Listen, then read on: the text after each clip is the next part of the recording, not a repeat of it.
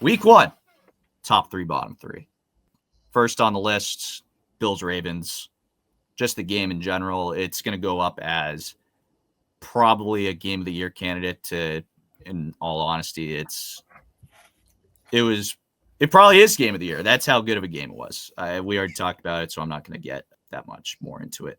Chargers also on the top 3. Look, you got the job done and you beat the Chiefs. That's basically long and short of it, and you look great doing it. And you showed that you are going to contend for that AFC West title in a division that, seeing how everything went in week 1, is going to be very wide open. Colts put up 33 on the Dolphins on Jim Irsay Day, remembering the life and legacy of their former owner, Jim Irsay. And they pissed on, they stomped on, they just completely boat raced the Fins out of Lucas Oil Stadium. And wow, what a way to do it. I mean, Daniel Jones, I don't know what the hell he got from Kevin O'Connell in Minnesota, but it turned him into a pretty damn competent quarterback. 22 for 29, 272 yards and a touchdown. This is Daniel fucking Jones. This is Daniel Jones that we're talking about here. And he did great.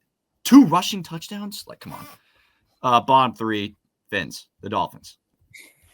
I think what we are seeing right now is the full-on collapse of the Miami Dolphins.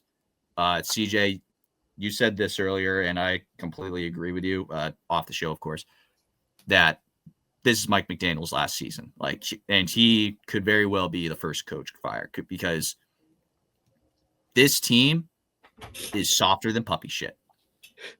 Softer than puppy shit. And it all stems from what I was saying on Friday with the report of the Dolphins player that was saying that the Commanders or whatever team they were playing in the preseason during the joint practices was like fake tough, fake hard work or whatever.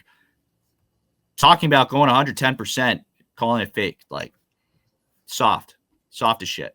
So I would say the Dolphins, if they were to get more than 6 wins, I would actually be extremely surprised. Next team on the list, the Texans. You could literally just watch the All-22 and watch C.J. Stroud just run for his life, because that's basically what this game was. The Texans defense did all right. They did solid. They held the what should be a solid a really good Rams offense to 14 points. But feels like it could have been more, especially with the way that this Texans offense played. It just piss poor. Laremy Tunsil, yeah, you thought that was a good idea to get rid of him. Look at your quarterback sitting on his ass almost every single drop back. Ended up getting sacked 3 times for 37 yards. Goodness. Last team on the bottom 3, the Lions.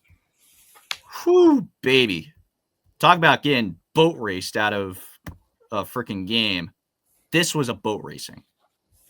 And I don't know if I'm not here to say that Dan Campbell is a Ben Johnson, Aaron Glenn merchant, but you're definitely not helping your case with this, because all week, the Packers this week were being talked about as a top 5 team.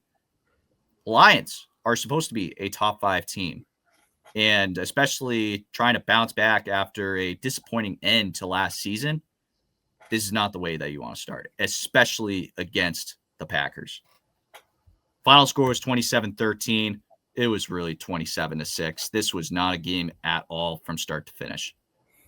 Jared Goff, yeah, his completion percentage was good. He was not looking good at all. Just not a good game at all.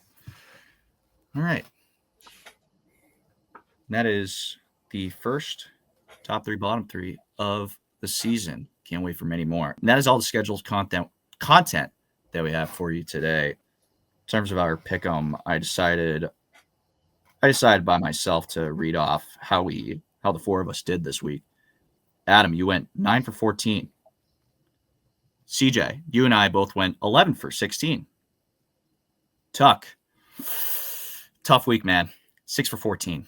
Oh. And if you're wondering why the second number for Adam and Tuck is 14, it's because they didn't have their picks for they weren't here. Well, Adam was here on the show for the Thursday preview, but not for Friday. And Adam didn't get his pick for Thursday anyways. And Tuck, you weren't here for those two games anyways. So that's why you guys end up having less games, if that makes sense. That's funny. Tuck, pick it up, buddy. Come on. I'll do better.